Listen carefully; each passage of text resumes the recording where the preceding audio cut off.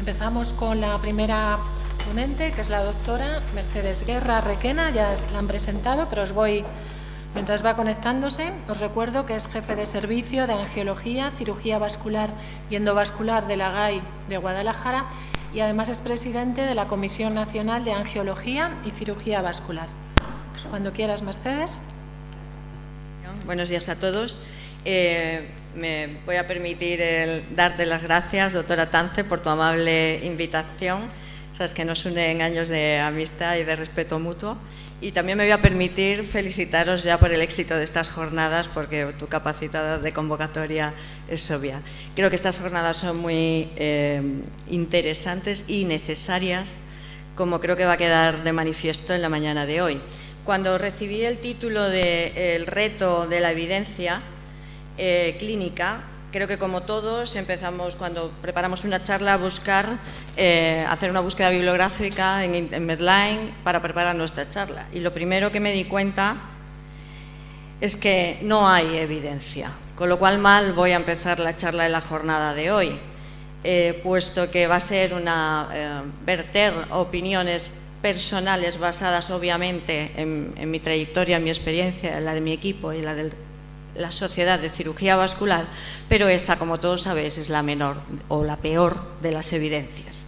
Lo primero que encontré, que seguro que lo que estáis aquí me podéis rebatir todo esto porque sabéis más que yo de esto no sé nada, encontré este manual, que creo que es en el que se basa el formulario que vosotros utilizáis, ese Excel a la hora de calcular las ITER, que es un manual de tiempos óptimos del Ministerio de Sanidad y cuya última actualización que yo sepa o he encontrado es del 2016. Me fui a buscar qué había acerca de las enfermedades de angiología y cirugía vascular y encontré como unas 5 páginas de diagnóstico de patologías y otras tantas, como luego veremos, de procedimientos de patologías vasculares. En la primera página no encontré nada de los diagnósticos de los pacientes que nosotros tratamos. En la segunda página tampoco. En la tercera, al final, encontré algo acerca de la patología carotidia. Todo el resto eran patologías cardiológicas o de cirujanos cardíacos, pero no de angiólogos y cirujanos vasculares. Uno de los problemas que tenemos en nuestra especialidad. En la siguiente página sí que encontré una de estas 5, era una página entera de procedimientos nuestros. Y me llamó mucho la atención que, por ejemplo, entre los tiempos estándares de IT recomendados para oclusión y estenosis de arteria carotidia son 30 días, sin distinguir entre que una oclusión puede ser algo asintomático que nunca va a requerir intervención, de aquella estenosis de carótida que puede requerir una intervención quirúrgica, aunque también no siempre. Pero es que si sigo avanzando es el mismo tiempo estándar recomendado para una arteriosclerosis de miembros inferiores, con independencia de si el paciente claudica o no claudica, o si esa claudicación es limitante o no lo es. Pero es que encima es el mismo tiempo de IT recomendada para una disección de aorta, patología muy grave, que no voy a hablar de la disección aguda, pero que tampoco hace distinción entre la subaguda o la crónica, que no se cura. En esta última aparece lo que a todos nos suena, que parece que los cirujanos vasculares solo nos dedicamos a las varices, pero está mezclado todo. Hay un batiburrillo de flebitis, del sistema profundo con el superficial, cuando nosotros esa nomenclatura no la usamos. Habla de embolia, que la solemos tener más allá del embolismo pulmonar, pues destinado al sistema arterial y está metido aquí en el sistema venoso. Como dije, empecé mal, seguí mal y acababa peor. Seguí con el listado de procedimientos y solo existen procedimientos de patología venosa. Eso sí, todo tipo de combinación de pierna derecha con pierna izquierda, safena interna, safena externa, pero el resto de mi patología no existe. Hablamos de extirpación por vía abierta o vía percutánea, cuando por vía percutánea o endovascular no extirpamos. Acabé rematadamente mal cuando vi que este manual está avalado por mi propia sociedad científica, en la que durante muchos años he participado en sus juntas directivas. Si vamos a centrar un poquito la charla de hoy, yo creo que habría que estratificar distintas tipificaciones de pacientes para centrar un poco el tema. Creo que no es lo mismo un paciente con una patología vascular que no va a requerir cirugía que aquel paciente que tiene una patología vascular que sí que va a requerir cirugía y entra en juego el tema de las listas de espera. Y tampoco creo que sea lo mismo cuando hablamos ya de un paciente que ya ha sido operado y necesita una IT. Creo, a mi juicio, que habría que distinguir entre aquel paciente que una vez intervenido va a recuperar la totalidad de su funcionalidad, se va a recuperar de su patología, de aquel paciente que va a tener una recuperación parcial. Si nos centramos en el primer paciente, un paciente con una patología vascular que no requiere cirugía, podríamos hablar, por ejemplo, de una flebitis, en la que recuerdo que el tiempo estándar, por poner un ejemplo, son 30 días. Sin embargo, me encuentro que esto choca frontalmente con el propio protocolo que tenemos con los compañeros de primaria y con nuestros compañeros de urgencias de nuestro propio hospital, en el que se le recomienda al paciente una terapia antiinflamatoria en torno a 5 o 7 días, que camine, que deambule, que no haga reposo, que utilice sus medias de compresión y solo en algunos casos de flebitis externas pautamos esta pseudoheparina que es fundaparinos durante 40 días, pero que en principio nosotros no recomendaríamos a un paciente que estuviera de baja, a no ser que estemos hablando de un paciente, por ejemplo, un camionero, conductor de autobús, que no le van a dejar deambular durante jornadas altas. Es decir, esto hay que adaptarlo obviamente al paciente.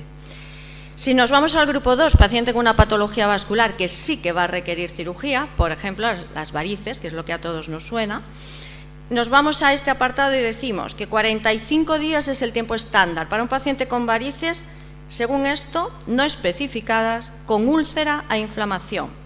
No hablamos de si la úlcera está cerrada, si la úlcera está abierta, si tiene edema o si no tiene edema. Esta foto es muy gráfica, es la clasificación de las varices, de la CEAP, como nosotros hablamos.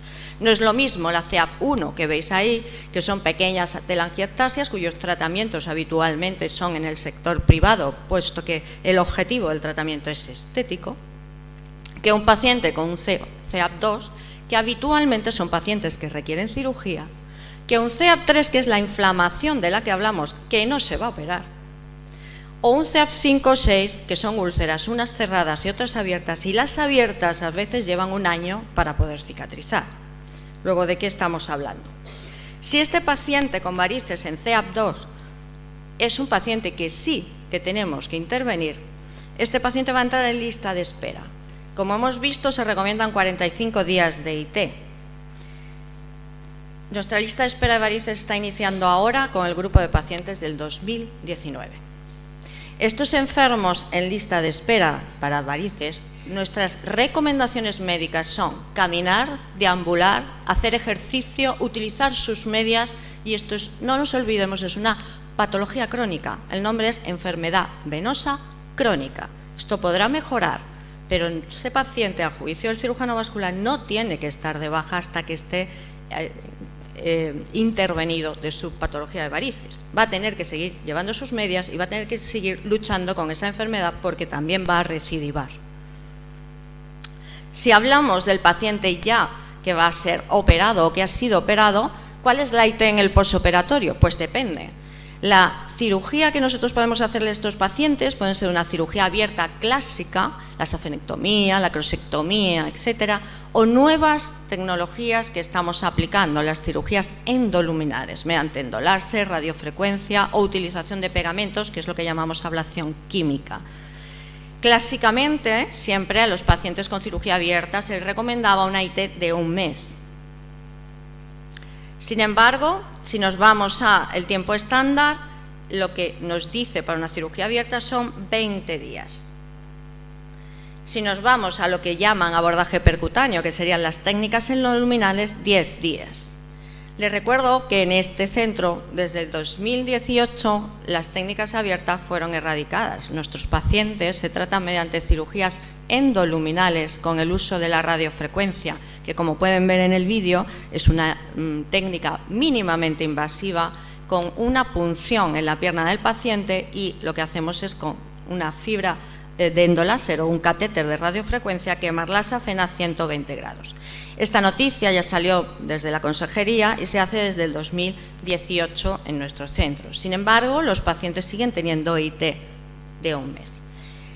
Por seguir avanzando, desde hace unos meses hemos implementado el tratamiento de varices con el uso de las ablaciones químicas de pegamentos de cianocrilatos, que como pueden ver es una punción en la pierna del paciente. En lugar de quemar la safena, lo que hacemos es colocar el pegamento, y la IT de estos pacientes es mínima. De hecho, hemos iniciado el tratamiento en quirófano con el objetivo de sacarlo de quirófano y poder hacerlo en un medio ambulatorio para que el paciente entre y salga de la consulta con su tratamiento hecho, que ya se está haciendo en otros centros. Aquí sí que encontré algo de evidencia. Hay varios artículos comparando las molestias posoperatorias de estos pacientes en función de la técnica, en función de posibilidad de infección, irritación de la piel, etc. Obviamente, la que menos incomodidad o disconfort en el posoperatorio produce es la técnica del cianocrilato, seguida de la radiofrecuencia y, por último, las técnicas abiertas. Este es un trabajo de un grupo español en el que se reclutaron 233 pacientes, viendo el coste-beneficio y efectividad de todas estas técnicas, incluyendo en los costes los tiempos de IT. En esto podemos ver que para la safenectomía o técnicas abiertas los IT van de 10 a 30 días, para la radiofrecuencia de 0 a 6 días y para las ablaciones químicas de 0 a 1 día.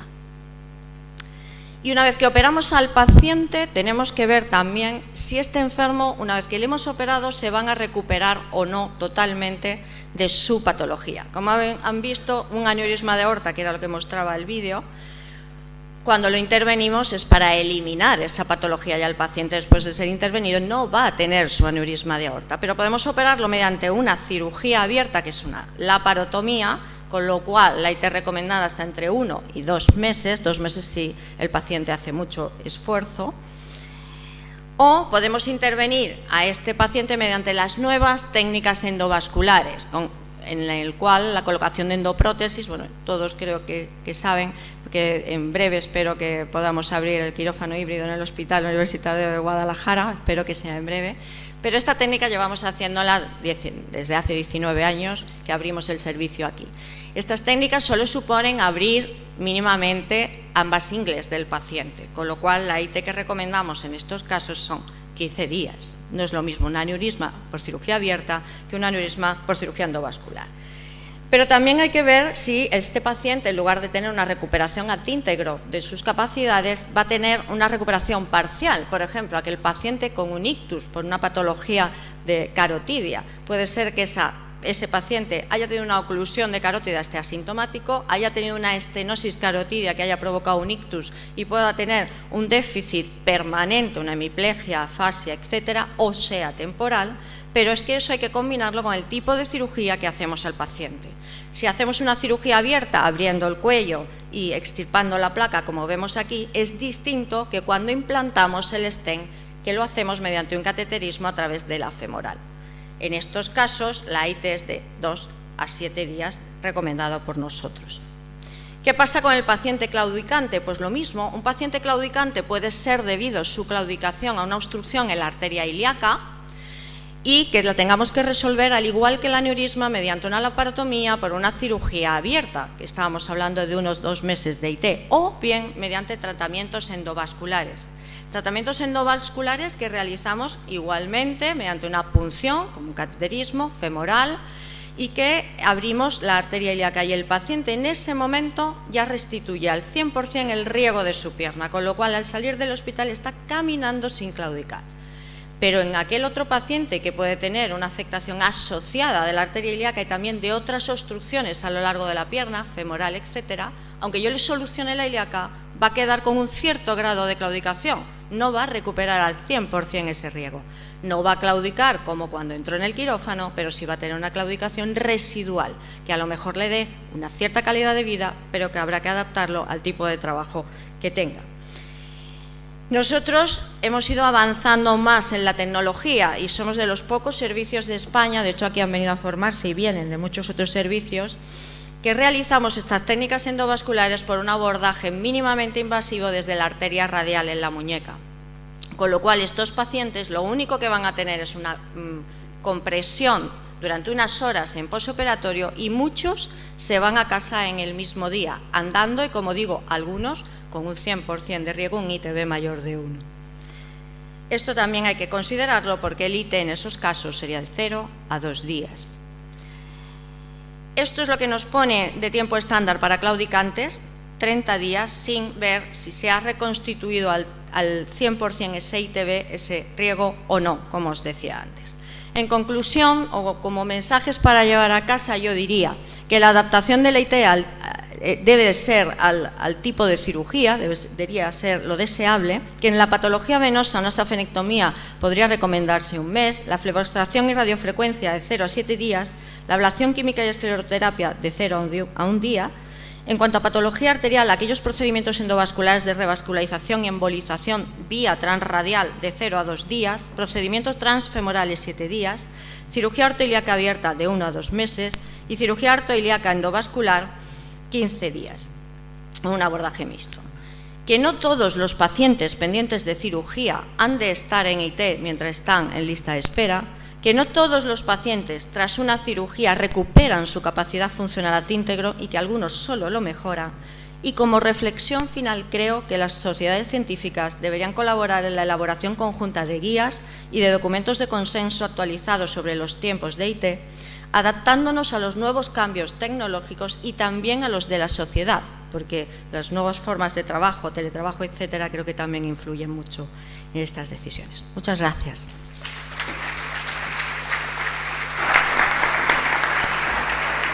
Muchas gracias, Mercedes, por tu conferencia. Vamos a pasar con el doctor Roberto de la Plaza Llamas, jefe del Servicio de Cirugía General y Aparato Digestivo de la GAI de Guadalajara. Además, es vocal de la sección de Calidad, Seguridad y Gestión de la Asociación Española de Cirujanos. Me ha dicho que no cuente todas las cosas que es, pero mientras van preparando, pues voy contando. Miembro del Comité de Bioética de Castilla-La Mancha, profesor asociado del Departamento de Cirugía de la Universidad de Alcalá, académico de número de la Real Academia de Castilla-La Mancha, y ya con esto empezamos la presentación, cuando quieres. Buenos días. En primer lugar, quiero agradecer fundamentalmente a Juan Carlos Atance por la organización de esta jornada, que evidentemente espero que sea de gran utilidad, también por invitarme, por contar conmigo y sobre todo porque cuando vea lo que voy a contar se va a arrepentir. Fundamentalmente porque voy a aportar o puedo aportar en todo lo que me he mirado bastante poco, digamos, desde el punto de vista de la evidencia, ¿no? En una búsqueda de PubMed amplia no había nada sobre la duración de las bajas. Hay algunos artículos que sí que hablan de la incorporación del paciente, pero bueno, son artículos americanos, el objetivo principal de estos artículos no buscan esto, con lo cual no hay pautas a seguir y ninguna además de cirugía general y digestiva. ¿Qué ocurre? Pues que entonces os voy a tener que hablar un poco de lo que pienso. Y esto, ya sabéis que la opinión de expertos, no me considero experto, desde luego todavía peor, pues tiene una evidencia científica, es la peor que hay. Con lo cual yo creo que hay un poco lo que voy a plantear es un poco la colaboración, un poco cómo gestionar estos o desde la manera que nosotros, el Servicio de Cirugía General, os podemos ayudar. Bueno, la dificultad, evidentemente, para determinar con certeza la capacidad laboral en determinadas patologías y la falta de que hay criterios operativos que nos ayuden en la toma de decisiones hacen que otros factores sean los determinantes en este caso. ¿Qué factores son? Pues ya lo sabéis, antes se ha comentado, los factores fundamentalmente sociodemográficos, es decir, la edad del paciente, si está casado o no, si tiene hijos, qué situación personal, su domicilio, está cerca, está lejos. Los factores laborales, ¿no? ¿Tiene buena relación con el jefe? ¿Le gusta su trabajo? ¿Qué horario laboral tiene?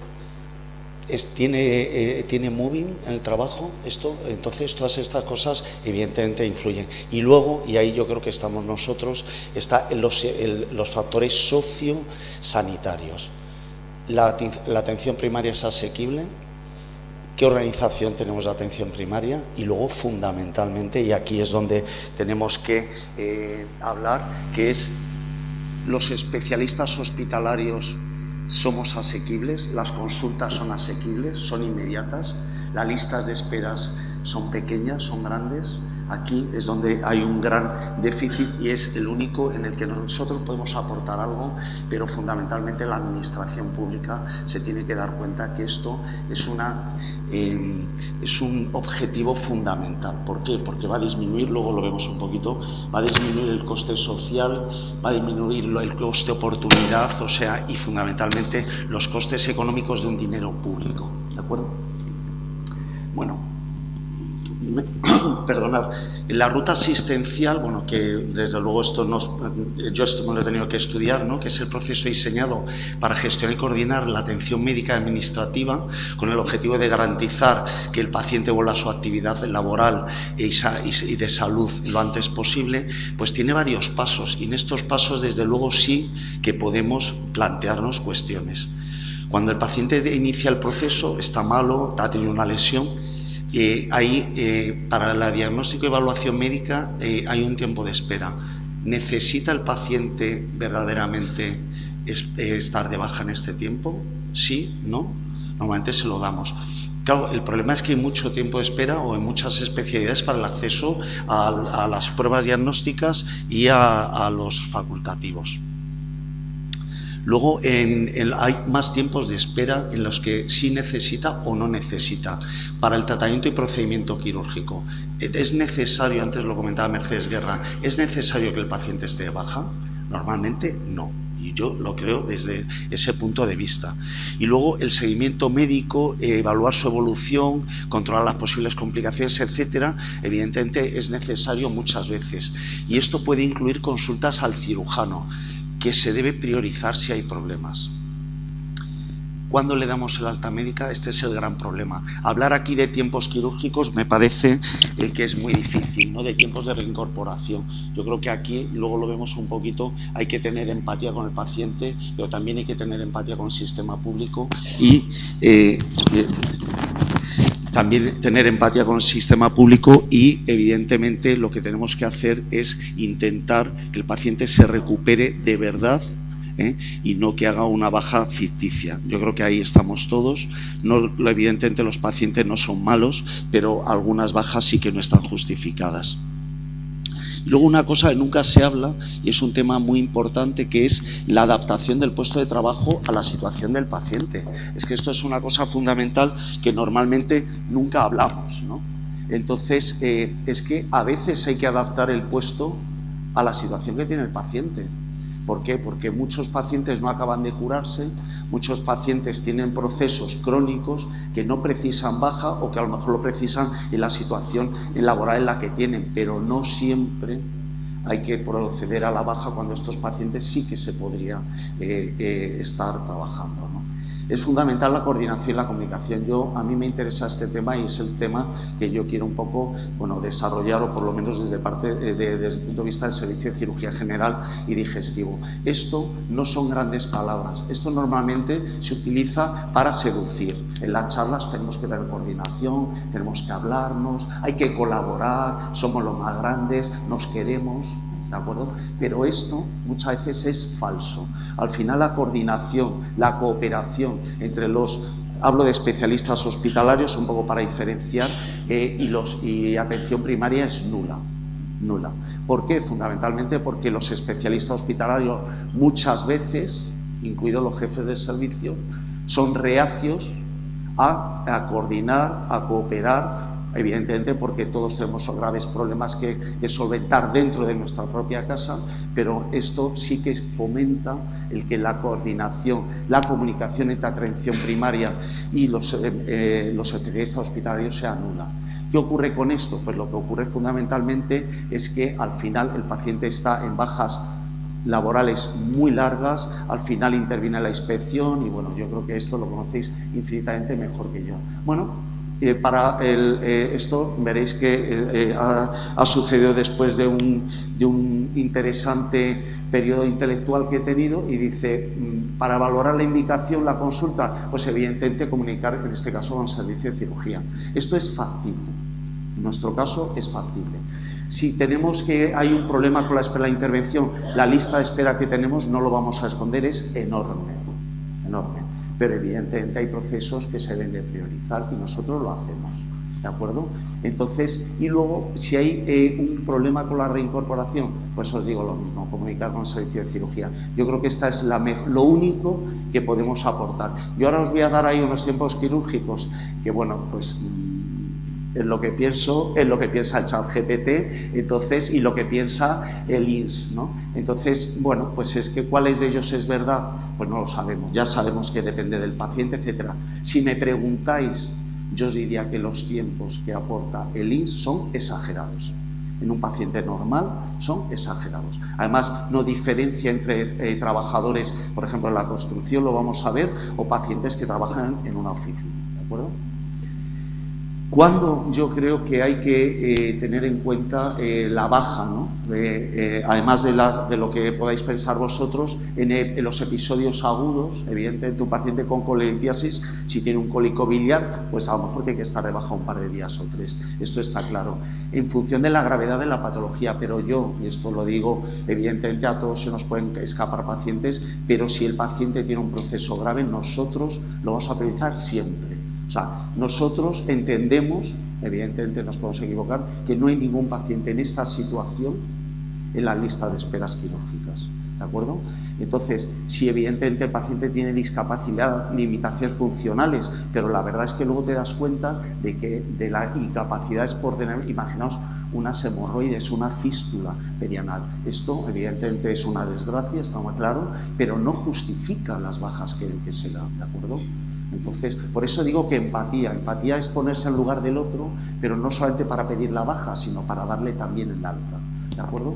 Los síntomas que interfieren con la concentración, esto, bueno, esto da juego enormes, ya sabéis que, pero bueno, todos nosotros, y no, de verdad no pretendo frivolizar ni reírme de estas cosas porque no tienen gracia, ¿no? Pero todos nosotros tenemos muchas cosas en el coco que nos interfieren con nuestro trabajo habitual.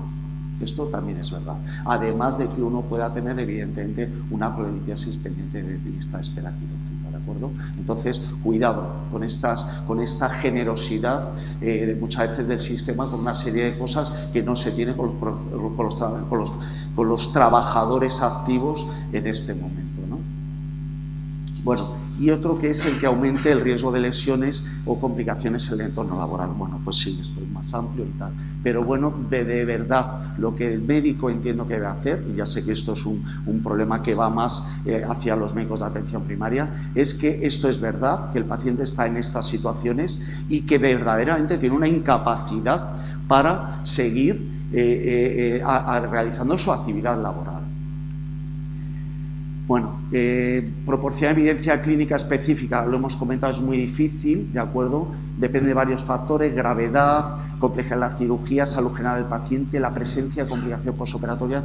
Evidentemente, cuando hay complicaciones posoperatorias, esto es otro mundo. Puede estar el paciente un mes o puede estar 10 meses. Esto es otro mundo en el que, evidentemente, aquí el cirujano que tiene, evidentemente, un papel protagonista, ¿de acuerdo? Y el tipo de trabajo que realiza el paciente. Pero desde luego esto es lo fundamental. Las ganas y el interés que tenga el paciente en incorporarse al puesto de trabajo, ¿de acuerdo? Muy bien, bueno, os voy a poner unos ejemplos, permitirme el que utilice el ChatGPT, permitirme que utilice las tablas del INS, pero la verdad es que no puedo aportar mucho más, ¿no? Yo creo que, pero evidentemente a mí no me han operado de un aneurisma, no me han operado de una hernia inguinal y tampoco puedo ser consciente, sino solamente lo que veo en las consultas, de lo que el paciente puede sufrir para la incorporación o no. ¿De acuerdo? Bueno, pues antes lo hemos comentado, en una actividad, una laparotomía con un peso moderado, pues un mes. Podríamos decir esto, más o menos, un mes, y con una laparotomía maja y con un paciente que aguante peso, porque el paciente que está sentado en una oficina, y lo digo con todo mi respeto, pues no necesita este tipo de baja por tener una laparotomía. Esto es evidente. Me da igual lo que diga el INS, porque el INS yo creo que es súper generoso con este tipo de procedimientos. Y también aquí yo creo que evidentemente estas tablas se deberían de revisar. Nosotros, mira, Mercedes decía que su sociedad participó en la elaboración de estas tablas del INS. La Asociación Española de Cirujanos no participó, lo digo porque lo tengáis también en cuenta.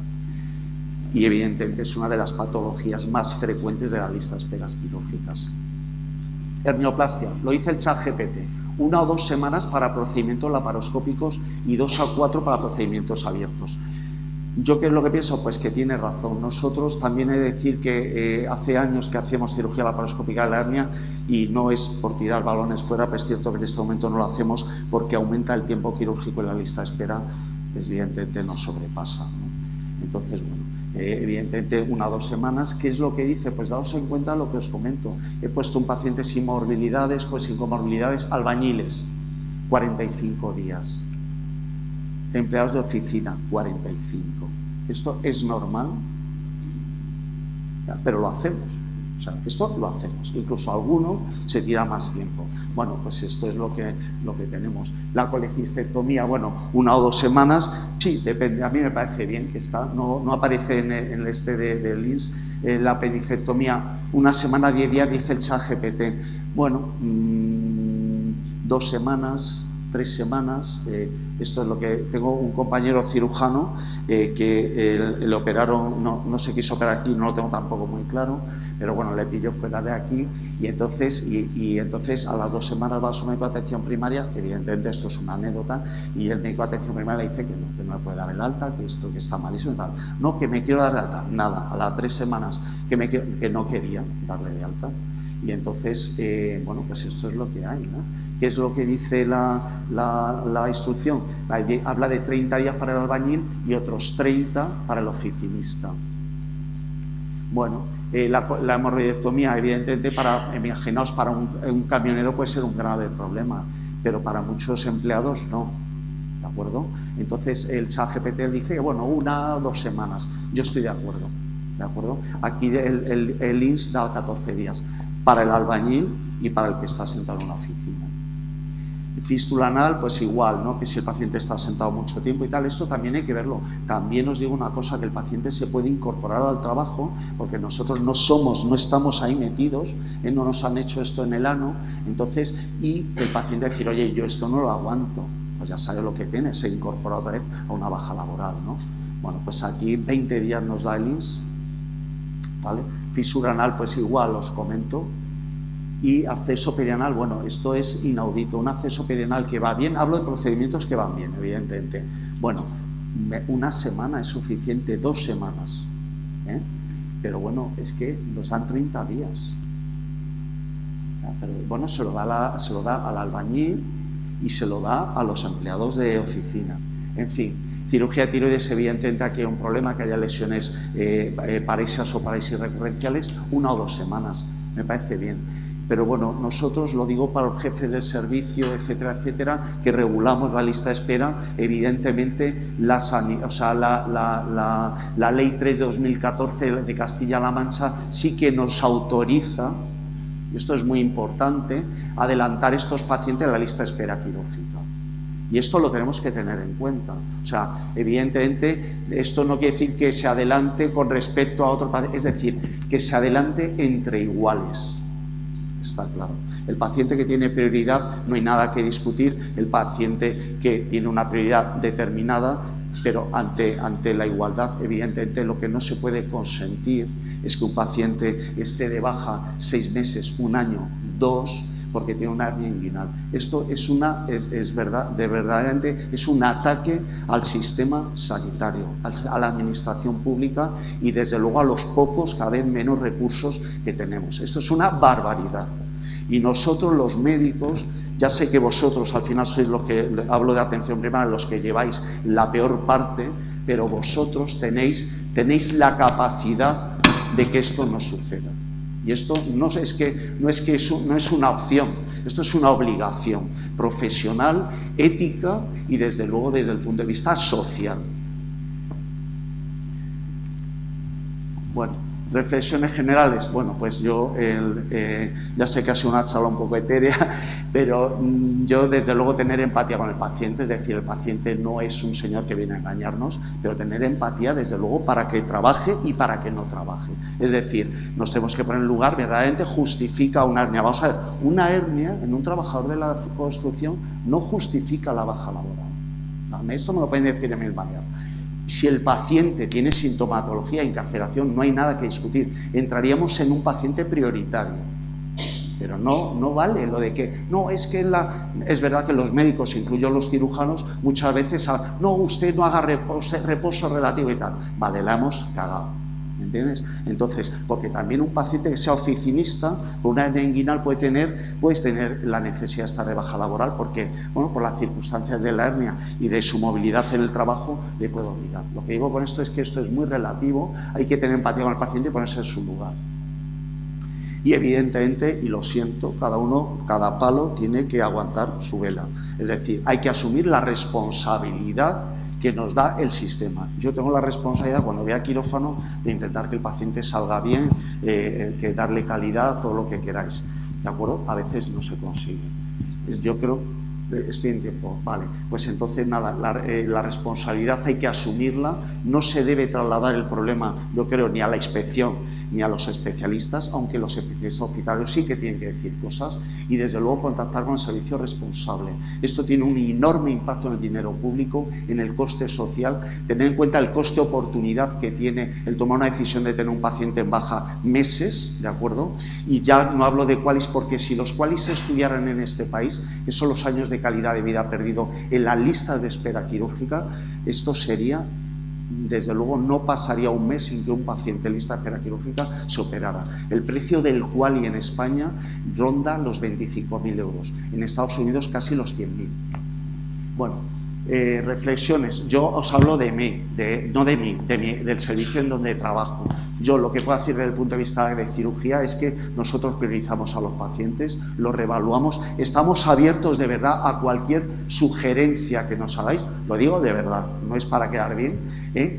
Aquí se puede plantear un tema que sería revisar a los pacientes en 2 semanas, no tendríamos problema, es decir, hernia inguinal los podemos ver en 2 semanas y dar ahí, bueno, decirle pues está todo bien, no hay problema, váyase usted, ya puede empezar a trabajar. Aquí sería un problema el procedimiento con anatomía patológica, pero ya nos apañaríamos, ¿vale?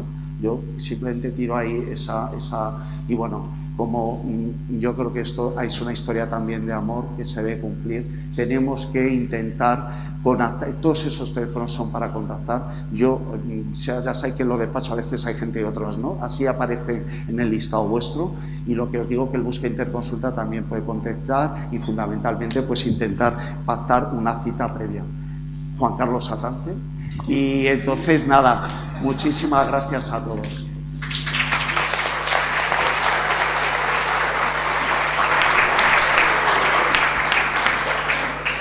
Muchas gracias, Roberto, por tu exposición, que además de darnos unas pautas muy claras de días, pues nos das un bofetón importante a todos que está muy bien y que te vamos a fichar para la inspección, yo creo. Pasamos a la siguiente presentación, a cargo de la doctora María Jesús Cancelo Hidalgo, que es jefe de servicio de ginecología y obstetricia de la GAI de Guadalajara, es profesora titular de la Universidad de Alcalá de Henares, presidente también de la Comisión Nacional de su especialidad y coautora de la Guía del INS de riesgo del embarazo. Cuando quieras, María Jesús. Muchas gracias por la invitación, doctora Atance. Es un placer y un honor, desde luego, estar aquí en estas quintas jornadas. Y aunque me han dado 20 minutos, como al resto de mis compañeros, yo tengo que hablar de 2 servicios, de ginecología y obstetricia, que aunque somos uno, pero realmente hay que diferenciarlos, porque cuando analizamos cuál es el peso que tienen los 2 servicios en cuanto a lo que estamos hablando hoy, en cuanto a la incapacidad temporal de los pacientes, realmente tenemos un peso muy diferente a favor de la obstetricia en comparación con la ginecología. Y de hecho la ginecología tiene muy poco peso, el 1,4% de todas las bajas del país, pero con una peculiaridad, y es que estamos englobados con los procesos de enfermedades del aparato genitourinario. Y ahí estamos con los varones y estamos con los riñones, y es decir, hay una dificultad para poder diferenciar lo que realmente son los procesos ginecológicos, que bueno, no cabe duda que son importantes. Pero es verdad que la mayoría de este peso que tiene la ginecología viene dado por la oncología. Eso ustedes lo saben perfectamente, porque tienen que dar la baja a estas mujeres que van a tener un proceso oncológico. Pero también la buena noticia en este sentido es cómo ha cambiado el panorama de los accesos quirúrgicos. Y les he traído aquí pues, lo que hemos realizado en el año pasado, en el año 23, en nuestro servicio en cuanto a la cirugía oncológica, porque es diferente los días de recuperación y los días de ingreso que van a tener las pacientes en función de que la intervención se haga por vía laparoscópica o por vía laparotómica. Dentro de los procesos oncológicos, desde luego en ginecología, la mama es la que lleva la mayor cantidad de recursos por el número. 140 mujeres intervenimos el año pasado, pero la buena noticia es que la mayoría fueron cirugías conservadoras que realmente precisan de un ingreso muy bajo de tiempo, vamos, de hecho en el mismo día la mayoría se van para casa. Y lo que sí les he traído es la edad porque es la implicación que va a tener o la posible implicación en las bajas de estas mujeres.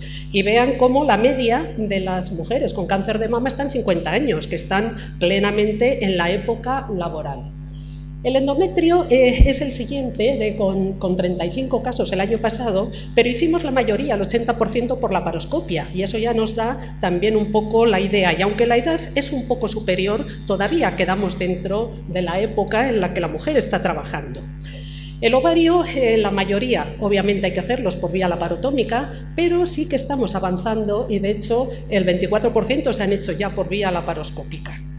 Bien, hay un tema que sí quería llamarles la atención y es las conizaciones, las lesiones preneoplásicas del cuello que antes se hacían en quirófano y a raíz de la pandemia tuvimos que ingeniárnosla para hacerlo en consulta y de hecho el año pasado hemos hecho 102 procesos en consulta. Eso significa mujeres que no precisan ningún tipo de actuación en cuanto a su baja, más que el permiso para venir ese día a la consulta porque entran y salen de ella con el proceso realizado.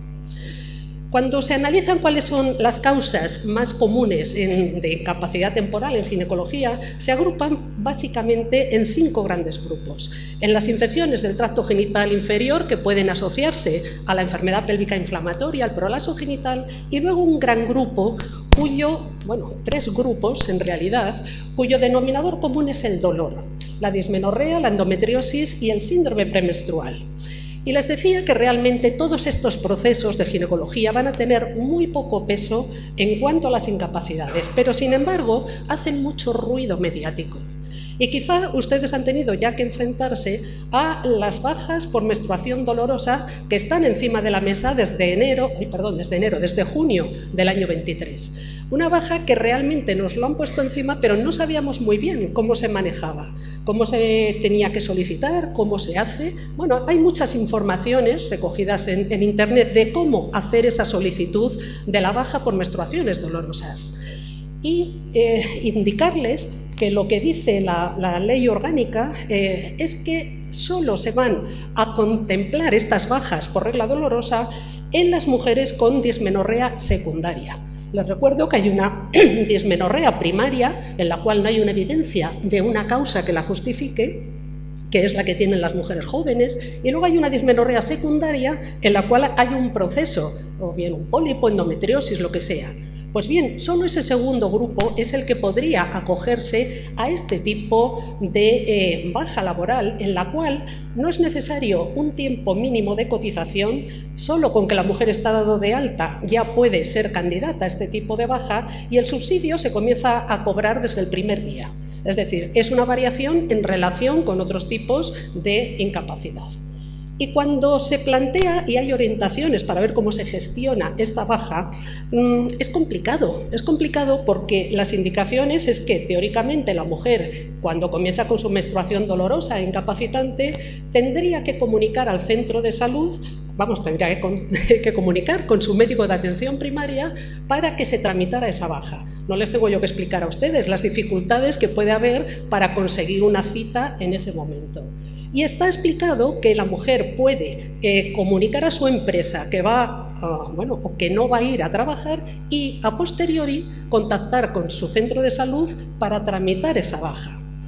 Bien, esto podría ocurrir cada ciclo que tenga esa mujer y de hecho no hay límite en los días de permiso ni tampoco en las veces a lo largo del año que se va a dar este tipo de prestación.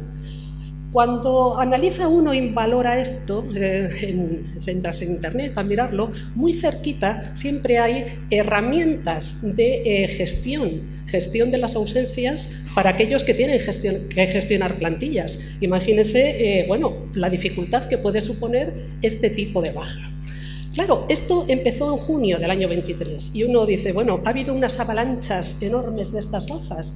Pues he intentado recoger datos porque hay un detalle también importante. ¿Qué pasa con las mujeres que no tienen ciclos? Es decir, que no menstruan porque estén o bien con un tratamiento de gestágenos, con análogos y no van a tener reglas. ¿Estas mujeres qué pasa?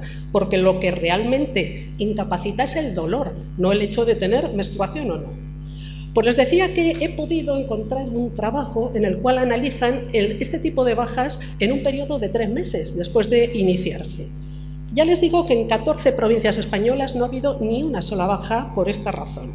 Y analizando qué ha ocurrido en nuestra comunidad, pues tienen por provincias las bajas por esta razón que se han otorgado, que son realmente pocas, muy pocas, y vean, pues en comparación, Guadalajara, 16 bajas en este periodo, Madrid, 128, y lo que sí se dice en este trabajo, que por mujer en proporción activa, Ceuta y Melilla son los que más bajas por esta razón han dado. Y hay este ruido mediático que les comentaba, está por detrás todavía la baja por la menopausia, por los síntomas severos de la menopausia. No se entiende nada que se vayan a dar unos días de baja por los síntomas vasomotores cuando ocurren, obviamente, a lo largo de todo el mes, pero sin embargo, cuando vamos a los tiempos estándar, sí está recogido 4 días de baja por la menopausia. Bueno, pues estas son las incongruencias que a veces vemos en estas áreas. El tema de la reproducción asistida nos queda entre la ginecología y la obstetricia. Aquellas mujeres que están buscando su embarazo y acuden a estas técnicas de reproducción asistida.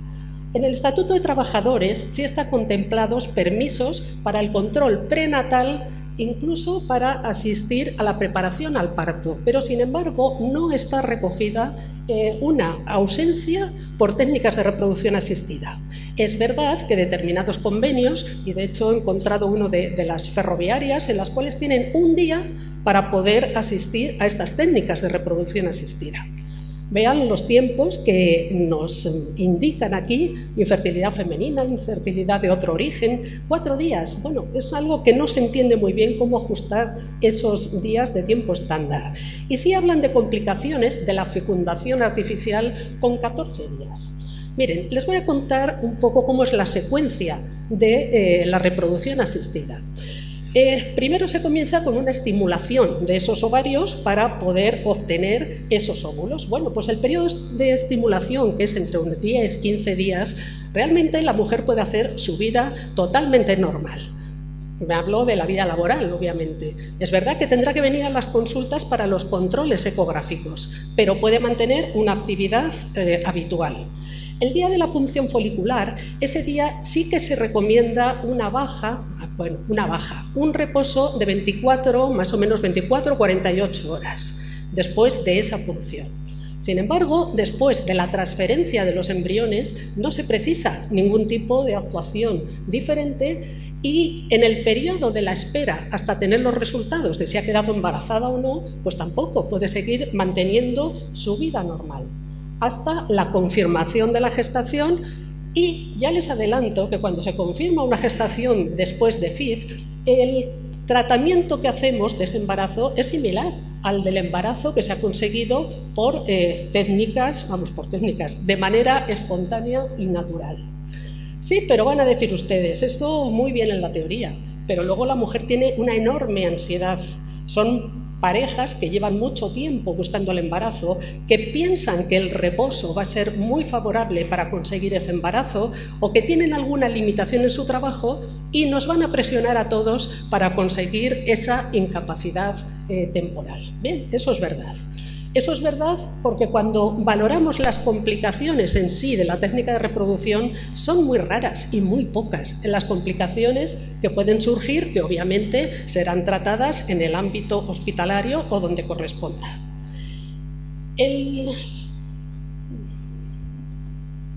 No avanza, ya avanza. Vamos a pasar ya a cuando ese embarazo lo tenemos en marcha, la obstetricia. Aquí sí que hay que hacer una reflexión que es importante para todos, para la asistencia, para las incapacidades laborales, para todo. Y es el cambio en el perfil de la mujer embarazada que estamos teniendo en los últimos tiempos. Mujeres de más edad, cada vez se posponen más los embarazos, que tienen que, por esa demora en buscar el embarazo, recurrir a técnicas de reproducción asistida, y por el hecho de tener más años hay más patología, más hipertensión, más diabetes, más miomas uterinos, y todo ello ha aumentado la complejidad de los embarazos. Además, la incorporación de nuevas técnicas como los cribados de anomalías cromosómicas o los cribados de las enfermedades hipertensivas del embarazo aumentan esa complejidad en el seguimiento del embarazo. Pero con independencia de eso, ya les digo que la mayoría de las gestaciones están dentro de la normalidad y no hay que considerar el embarazo como una enfermedad. Es un estado fisiológico de la mujer en el cual sí que tendremos que estar atentos a determinadas cuestiones, pero no es una situación que ya por el hecho del embarazo consideremos que esa mujer está enferma.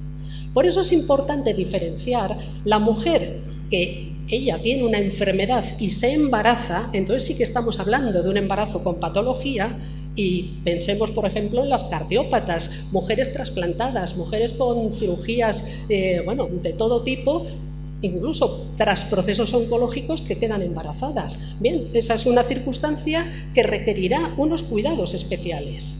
Y por otra parte, piensen en la mujer embarazada que le surge una enfermedad, y cualquier cosa, cualquier enfermedad que ustedes piensen puede ocurrir también durante la gestación.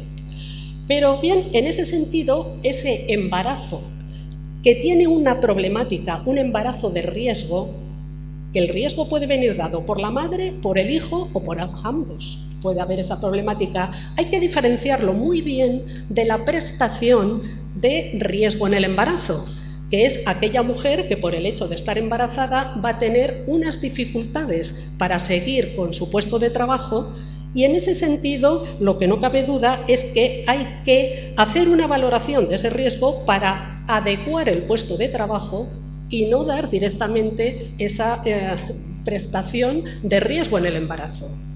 Bien, en este sentido hay guías, esta es la evolución de las diferentes ediciones de las guías de ayuda en la valoración del riesgo laboral durante el embarazo, que bueno, todos ustedes conocerán en ello.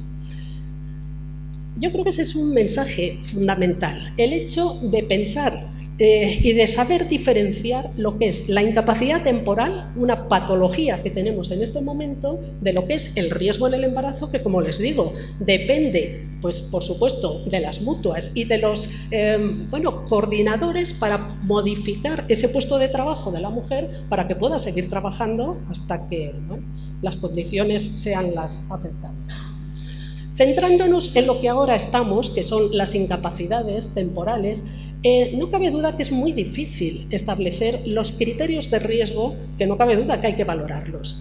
Lo comentaban antes, no es lo mismo trabajar en una cosa que trabajar en otra. Y no es, hay que valorar determinados antecedentes reproductivos, antecedentes médicos y quirúrgicos, y ver cómo está evolucionando esa gestación para que podamos establecer ese riesgo, que podrá ser o de bajo riesgo o de alto riesgo.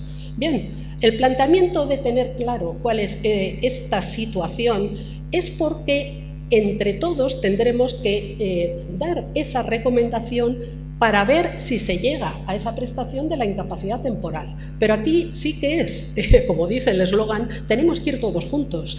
Tenemos que, con la valoración que pueda hacer el obstetra, dar esas recomendaciones al médico de atención primaria para llevar a esa prestación de incapacidad durante el tiempo necesario, y pensando que hay situaciones que son reversibles. No por el hecho de que una embarazada, de 20 semanas le demos una incapacidad por una circunstancia, eso ya es hasta el final del embarazo, en absoluto.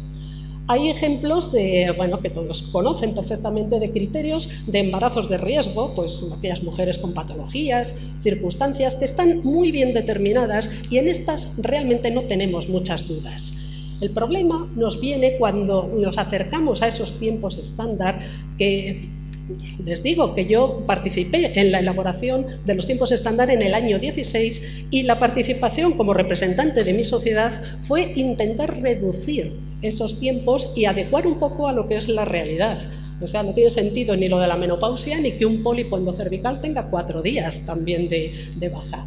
Es difícil y yo creo que necesita clarísimamente una revisión. Por darles alguna pincelada de cuáles son las patologías en el embarazo que más demanda por parte de todos va a tener, decirles que claramente es el sangrado. El sangrado, sobre todo en el primer trimestre, que se va a relacionar con la amenaza de aborto, con la enfermedad trofoblástica, y aquí se estima que aproximadamente son bajas de 1 mes de duración. De duración por el reposo que se recomienda para estas situaciones, aunque realmente evidencia de que el reposo vaya a mejorar los resultados perinatales no los tenemos tampoco, pero bueno, es lo que tenemos. Y un detalle por el tema de las bajas por interrupción legal del embarazo, que a veces también suponen, bueno, a veces es reciente, desde junio del año 23, han empezado a hacerse esta prestación de baja por la interrupción legal del embarazo, porque en el año 21 no hubo en todo el territorio nacional ninguna baja por esta causa. A partir del 21 de septiembre se han dado, entre el 1 de junio y el 21 de septiembre se han dado 7.258 bajas en España y les he traído esta gráfica para que vean la flechita de abajo, no sé si llegan a verlo, Guadalajara. Guadalajara está planteado como la que menos tiempo de duración de esta prestación por esta baja tiene en el territorio nacional. Mientras que la media está en 17 y pico días, Guadalajara está en 10 y algo. Bueno, pues es un dato que me ha parecido interesante traérselo aquí a ustedes. Amenaza de parto pretérmino, eclampsia, infecciones graves por piógenes y retraso en el crecimiento son las bajas más largas que tenemos en obstetricia, porque estiman más o menos alrededor de los 2 meses o más. Es verdad, pocas, pero de larga duración. Esa es la realidad. Y para finalizar, yo les quería simplemente dar unos mensajes finales que creo que son importantes. La primera, en ginecología, el avance de las técnicas nos está permitiendo el realizar procesos en muy corta ingreso hospitalario y que desde luego van a tener una recuperación mucho mejor que cuando se hacen procesos clásicos como la laparotomía. Repito, el embarazo no es una enfermedad, es una situación fisiológica de la mujer en la que hay que valorar aquellas circunstancias que pueden interferir con el adecuado desarrollo de ese embarazo. Pero tengamos en mente el cambio en el perfil de la gestante, que desde luego es algo muy importante. Y de ahí es tarea de todos, tanto sanitarios e instituciones, en la protección de esta gestante y de su hijo, pero en este círculo que les quiero traer aquí, no podemos perder de vista la sociedad y sobre todo la sociedad en cuanto a las informaciones que se transmiten de cara a todo el proceso del embarazo o de la patología de la mujer. No cabe duda que atención primaria va a ser el referente, porque ahora mismo así lo es, apoyado con la inspección médica, con las mutuas y con la aportación de ginecología y obstetricia en un intento de que todos vayamos juntos en conseguir la mejor salud para las mujeres. Muchas gracias por su atención. Muchas gracias, María Jesús. La verdad es que todos los profesionales nos están renovando muchísimo la visión de la duración de la IT de cara a los médicos de familia. Luego ya entraremos en el coloquio. Pasamos a la última ponente, que es la doctora María Flores Ortega, que es médico de atención primaria en el Centro de Especialidades de Molina de Aragón. Ella nos va a contar desde su perspectiva como médico de atención primaria, pues cómo vive todo este asunto de la gestión de las bajas.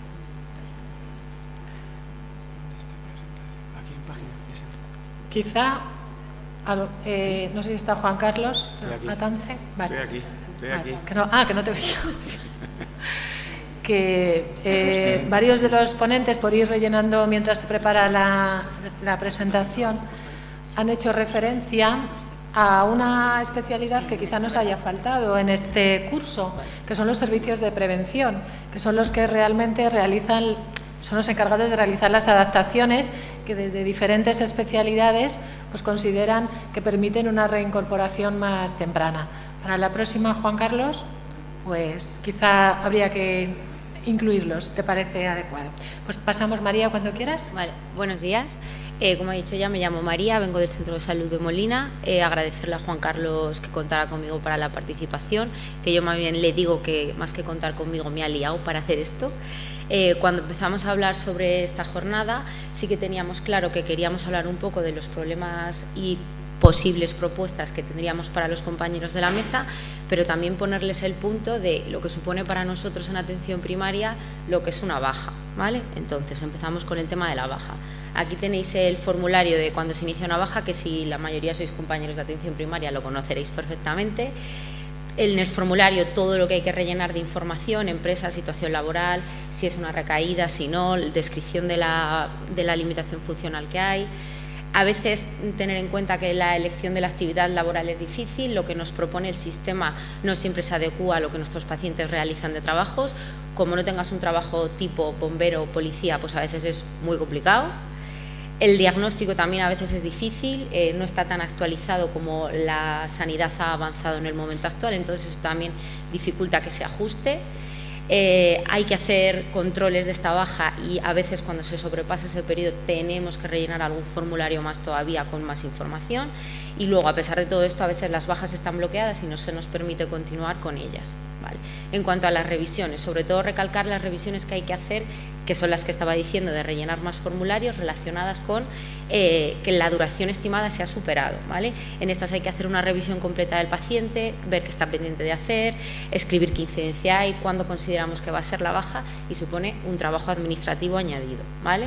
Entonces hay que rellenar el formulario ese día, rellenar también la hoja de visita, 2 veces ya la información va, y a veces incluso la baja está bloqueada y por tercera vez pues habría que revisar a ese paciente. Entonces, como propuestas, ya empiezo aquí con las propuestas, pues que si la baja está bloqueada este formulario directamente no saliera para evitarnos trabajo, o que si se rellena el formulario, pues la baja se quede desbloqueada y la inspección revise nuestro formulario, que ya hemos gastado tiempo en rellenarlo, y después de revisarlo, pues si se considera que debe estar bloqueada, que esté bloqueada. Entonces, bloqueos de las bajas, que parece que lo estoy poniendo como algo negativo. Yo en realidad los bloqueos de las bajas no los veo como algo negativo, ¿vale? Creo que es que falta información, porque muchas veces yo misma, por el tiempo que tienes en la consulta, porque se te olvida, pues no pones toda la información sobre la revisión del paciente en la hoja de visita, o algo no les cuadra, o el tiempo que lleva de baja no cuadra con el motivo o las causas por las que ese paciente podría estar de baja. No hay un tratamiento instaurado, no lo está siguiendo, a veces nosotros no lo detectamos y los compañeros de inspección detectan que no se está cumpliendo con el tratamiento, que este incluso sería un motivo por el cual el paciente se podría dar de alta. Y luego también hay pacientes más complejos en los que ha habido varias bajas o en los que han tenido una problemática en bajas previas, y esto también sería un motivo por el cual a lo mejor incluso antes de iniciar una baja esta estaría bloqueada. Entonces, no es algo negativo, pero es algo que consume tiempo en la consulta. En cualquier caso, lo que digo es que falta información y hay que comentarlo con inspección. Comentar que consume tiempo, sobre todo porque para toda la provincia tenemos 8 inspectores y subinspectores que tienen que contactar, o tenemos que contactar todo el sistema de atención primaria con ellos, con lo que supone el que nos llamen, que les llamemos, que ellos estén ocupados, que nosotros estemos ocupados, y eso consume bastante tiempo. Por no hablar de los compañeros que hagan consulta de tarde, que ni siquiera pueden llamarles por teléfono y tendrían que ir antes de su entrada a su horario laboral para poder contactar con los compañeros, ¿vale? Entonces, los periodos óptimos los han comentado mis compañeros en varias ocasiones. A nosotros en las bajas, aparte del periodo óptimo, también nos hace un periodo estimado, ¿vale? Es un tiempo que sugiere el programa para tener la baja según el diagnóstico que metemos. Se puede y se debe ajustar individualmente, porque no siempre tenemos el mismo perfil de paciente, el mismo perfil de trabajo y el mismo perfil de la patología en la evolución. Os pongo aquí unos ejemplos, que algunos de ellos creo que ya los ha comentado los compañeros, que en referencia a distintos tipos de procedimiento o en referencia a distintos tipos de complicación tienen o no en cuenta esto. Entonces, Como hemos visto, misma patología, distinto procedimiento, sí que marca tiempos diferentes. Sin embargo, hay veces que una misma patología, con una complicación o no, nos está marcando al mismo tiempo. Luego hay una pequeña deficiencia en esta recomendación que nos hace a nosotros el programa. En la duración de periodo óptimo sí que nos dice tiempo y edad, pero en el periodo estimado que nos da a nosotros y nos marca como baja, no hay ningún tipo de modificación, ¿vale? Entonces, también hay que hacer una pequeña nota a que en otras comunidades autónomas no solo los médicos de atención primaria son los que inician un proceso de IT, sino que también se realiza desde el hospital por los especialistas del hospital. Esto, sobre todo, yo lo pongo aquí ya no solo porque a nosotros nos aligera el trabajo, porque entiendo que mis compañeros del hospital están igual o más atascados que nosotros, sino también porque al que le beneficiaría en este caso a lo mejor sería el paciente, que nada más salir de un alta, nada más salir de un proceso quirúrgico, pues no tendría que venir a la consulta a recoger la baja si ya se empezara allí, y además nuestros compañeros podrían tener también en cuenta esos periodos estimados que nos han reflejado en sus presentaciones. Entonces, para hablar de problemas, empezamos con los problemas nuestros, con lo que nosotros no estamos haciendo bien o podemos mejorar. Hay una exigencia de los pacientes, vengo a por la baja, esto también va de la mano de una agresividad cada vez más creciente. Además, hay veces que pactar con los pacientes, explicarles por qué se debe finalizar una baja es complicado, y a veces resulta más cómodo ceder ante esa insistencia o ante esa agresividad. Y luego la accesibilidad que tienen los pacientes a la atención primaria es brutal. Se te pueden plantar en la puerta día sí, día también, coger cita todos los días, y eso supone, no lo quiero llamar acoso, pero sí que supone pues un problema. Entonces, cosas a tener en cuenta: uno, pues que evidentemente hay que gestionar los recursos adecuadamente, y que hay que repartirlos como es necesario, no como nos presionen para hacer, y luego también apoyarnos en la inspección, ¿vale? Muchas veces estas bajas complicadas, estos problemas con agresividad, sí que se puede pedir ayuda a los compañeros de inspección para que ellos, a lo mejor, ese paciente complejo, nos ayuden a gestionar esa alta, o incluso traten ellos directamente de darla, ¿vale? Citándoselo ellos. Problemas con las listas de espera, ya lo han reflejado también mis compañeros. Entonces, tanto cuando una baja se mantiene por un tratamiento pendiente de una prueba o pendiente de una valoración, eso es un trabajo que nos supone a nosotros diariamente de seguir viendo a esos pacientes. Como propuestas, lo que han hablado mis compañeros de que se adelante a los pacientes que están en baja, legalmente es, pero moralmente o éticamente, adelantar a un paciente que está o no de baja, pues ahí tenemos esa pequeña duda, o por lo menos yo la tengo, ¿vale? Pero sí que es verdad pues que a nosotros nos aligeraría esa carga de pacientes que están pendientes de que se les haga una cirugía y les tenemos de baja y les tenemos que seguir viendo. Que bueno, que si tienen patología y hay que revisarles, se les revisa, pero me refiero a la parte puramente burocrática. Y luego también otra opción a lo mejor sería pues que los que estén pendientes de una cirugía o de un procedimiento, pues no haya que estar dándoles los papeles, insisto, verles, revisarles, evidentemente sí, revisar su medicación, ver si surge alguna otra complicación, por supuesto que sí, pero la parte de tener que estar cada X tiempo marcado por el programa haciendo una baja, pues a lo mejor se podría posponer hasta que se haga el procedimiento. Y ahora un poquito problemas más relacionados con las bajas de relación o de tipo quirúrgico, ¿vale? Algunas de las cosas que voy a decir se podrían aplicar no solo a los procedimientos y a las bajas relacionadas con procesos quirúrgicos, sino también en general, con las bajas relacionadas con pacientes que vemos conjuntamente atención primaria y que también se está haciendo un seguimiento en atención hospitalaria. Entonces, hay veces que los tiempos que hemos establecido para una baja por un procedimiento quirúrgico no están realmente ajustados. Ya lo han reflejado mis compañeros tanto de cirugía vascular como de ginecología como de cirugía general, que lo que ellos ven en lo que nosotros tenemos establecido son unos tiempos más prolongados de lo que a lo mejor se esperaría, ¿vale? Luego, las revisiones. Cuando hay veces que después de una cirugía va una revisión, y hay veces que esa revisión se prolonga en el tiempo, y nuestros pacientes nos insisten que hasta que no se les revisa, eso no se podría dar de alta. Esto también nos puede suponer un problema. Muchas veces en los informes de alta no hay una referencia explícita al tipo de limitación que tienen nuestros pacientes. Nosotros, en función de la cirugía que a nuestros pacientes les hagan, tenemos que valorar cuál es el tipo de descanso que necesitan. Pero es verdad que hacer algún tipo de mención a algo de la limitación que tienen, pues a nosotros nos sirve de ayuda y nos sirve de apoyo a la hora de ir decidiendo. Luego las listas de espera, que ya lo he comentado antes, y luego también, pues eso, nuevos procedimientos, nuevas técnicas quirúrgicas que no están codificadas, que no sabemos exactamente qué tiempo ponerles, que si se les pone el tiempo que a la resolución de ese problema se hacía con una cirugía más clásica, es un tiempo a lo mejor más prolongado, porque con esa cirugía más clásica pues habría una recuperación más prolongada. Entonces, en estos casos sí que también la información que ellos nos puedan aportar en cuanto al periodo de recuperación esperado pues nos va a servir de muchísimo, ¿vale? Entonces, como propuestas, que ya lo he avanzado un poco, pues hacer algún tipo de recomendación de las limitaciones o del tiempo de limitar la actividad laboral en la medida de lo que ellos puedan aportar, o si al menos si va a ser algo estándar o va a estar por encima o por debajo de lo que considerarían estándar, y bueno, que si hasta la revisión no puede incorporarse, pues lo que he dicho antes, pues limitar un poco el trámite administrativo que nos supone a nosotros.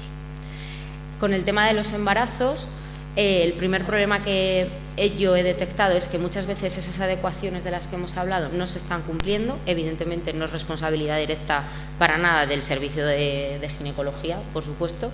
Luego también que los procesos de fecundación in vitro y todo lo relacionado con esto, pues que el malestar, el dolor, la distensión, todos esos problemas son difíciles de catalogar porque el dolor es una cosa que tampoco podemos medir y que es verdad que hay veces que se prolongan bajas por ese miedo que ha explicado la doctora Cancelo. Verbalmente hay veces que las pacientes dicen que se les ha indicado un reposo después de un proceso de reproducción asistida y en el informe no pone ni sí ni no, ni pone nada a este respecto. Entonces tenemos esa duda de confiamos en nuestro paciente porque tenemos una relación médico-paciente de confianza y a la vez no hay ninguna referencia a sí y no. Hay veces que está escrito a boli incluso, que ese a boli entendemos que es de los compañeros, pero no siempre hay que fiarse. Y luego pues lo mismo que lo otro, que hay técnicas nuevas que no están codificadas, que no tenemos unos tiempos estimados en los cuales podamos movernos nosotros y que nos falta esa pequeña información porque a lo mejor serían técnicas que requieren menos tiempo del que estamos dando de descanso laboral, ¿vale? Entonces, como propuestas, pues evidentemente con el tema de la educación notificar a la inspección y que se tomen medidas legales al respecto, porque eso no tiene que ver ni con los compañeros de ginecología ni con el paciente, eso es que no se está cumpliendo lo que se tiene que cumplir con el paciente. Luego, reflejar en el informe el paso a embarazo normal. Cuando a las pacientes se les hace una fecundación in vitro, muchas veces nos dicen, nos han dicho que hasta que no nos vuelvan a revisar no podemos hacer actividad normal.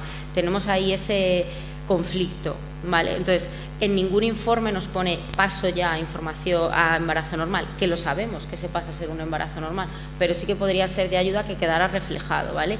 E igual que tras los procedimientos, reflejarse si hay alguna limitación.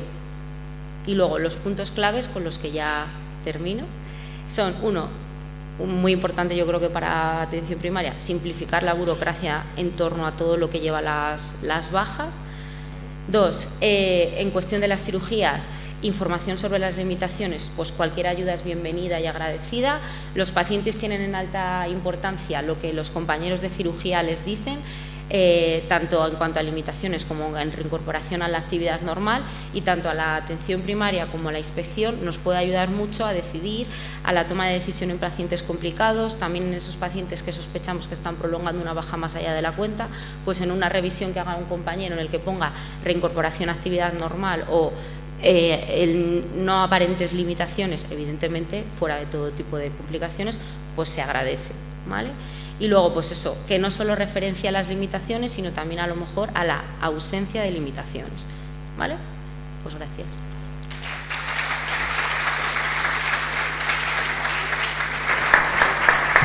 Muchas gracias, María, y a todos los ponentes. Todos han mantenido los tiempos, así que vamos a tener tiempo para coloquio. Si alguien quiere hacer alguna pregunta.